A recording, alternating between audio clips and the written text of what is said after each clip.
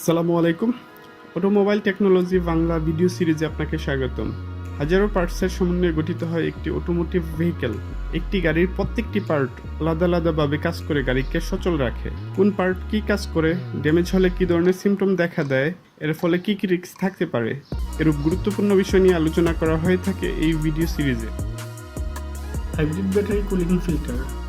Hybrid battery cooling সিস্টেমে বাতাসের ধুলাবালি আটকে দিতে হাইব্রিড ব্যাটারি কুলিং ফিল্টার ব্যবহৃত হয়।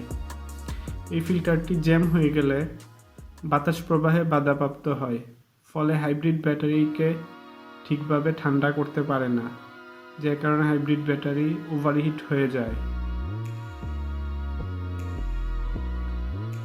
ওভারহিটিং এর ফলে হাইব্রিড ব্যাটারি ড্যামেজ হতে পারে, তাই নিয়মিত হাইব্রিড ব্যাটারি চেক করে প্রয়োজনীয় ব্যবস্থা নিতে হবে।